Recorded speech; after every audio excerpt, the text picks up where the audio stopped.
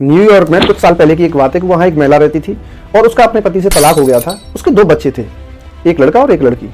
उन दोनों बच्चों की परवरिश की जिम्मेदारी सारी की सारी उस महिला पे थी। वो कम पढ़ी लिखी थी, उसकी उम्र भी लगभग 40 साल थी और वो 2 जॉब किया करती थी ताकि उन बच्चों की सही परवरिश कर पाए और उन दोनों बच्चों को सही एजुकेशन दिलवा पाए। लेकिन एक दिन जब उस महिला को ये पता चला कि उनका बेटा स्कूल नहीं जाता, वो लड़कों को डराता है, धमकाता है और चाकू भी जेब में लेके घूमता है और एक बार तो उसने वो चाकू किसी को मार भी दिया। जब उस महिला को ये पता चला तो बहुत ज्यादा सोच में पड़ गई। सोचने लगी कि इस परिस्थिति से अपने बेटे को कैसे बाहर निकाले, क्योंकि वो कम पढ़ी लिखी थी, 2 जॉब किया करती थी और सिंगल थी, कोई उसके साथ में और नहीं था सपोर्ट करने के लिए। तो वो सोचते सोचते उसके दिमाग में एक ख्याल आया। उसने अपने बेटे को बुलाया और बेटे को पास में बिठा के बोली कि बेटा, तुम्हें पता है कि हम जहाँ रहते हैं वहां से दूर आगे चौराहे पे एक डॉक्टर रहते हैं?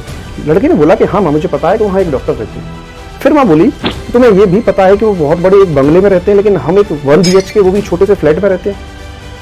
बेटा बोला कि हाँ मुझे ये भी पता है। कि बेटा तुम्हें ये भी पता होगा कि वो एक बहुत महंगी और बड़ी गाड़ी में चलते हैं? बेटा बोला हाँ मुझे पता है। तब फिर माँ बोली कि बेटा वो एक चाकू का प्रयोग करते हैं। जब बेटे ने ये सुना कि वो एक चाकू का प्रयोग करते तो बेटा इमेजिनेशन में चला गया, वो सोचने लगा और अचंभित हुआ।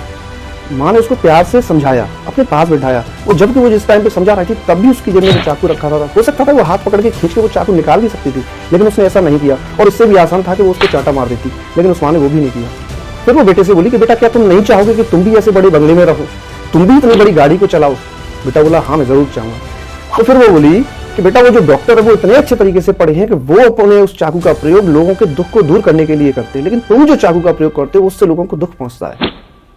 इसी तरीके से वो माँ अपने बेटे को रोज समझाने लगी और रोज समझाने से उसके दिमाग में भी कुछ आने लगा।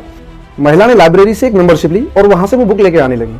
बुक लाने के बाद में उसने अपने बेटे को बोला कि जब मैं दूसरी जॉब से वापस आऊं तो तुम्हें ये बुक पढ़नी है और मुझे बताना है कि माँ मैंने आज 10 पेज कंप्लीट कर लिए। हर रोज आपको इसमें से 10 पेज पढ़ने हैं। वो जो उस महिला का लड़का था वो पढ़ने लगा, मेरिट भी अच्छी आने लगी, यहाँ तक उसको स्कॉलरशिप भी मिलने लगी।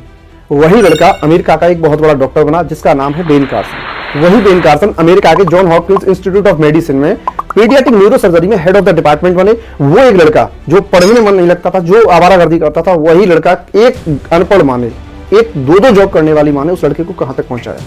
ये सब जानने के बाद में किसी के पास में भी ये वजह नहीं रह जाती कि मैं कम पढ़ी लिखी हूँ या कम पढ़ा लिखा हूँ, या मेरा बेटा शैतानी करता है, या मेरा बेटा पढ़ता नहीं है, या मैं बहुत प्रयास करता हूँ या करती हूँ लेकिन वो पढ़ नहीं रहा है। हर बच्चे में प्रतिभा होती है, लेकिन सही जरूरत होती है तो उसको एक सही डायरेक्शन की, सही तरीके से समझाने की।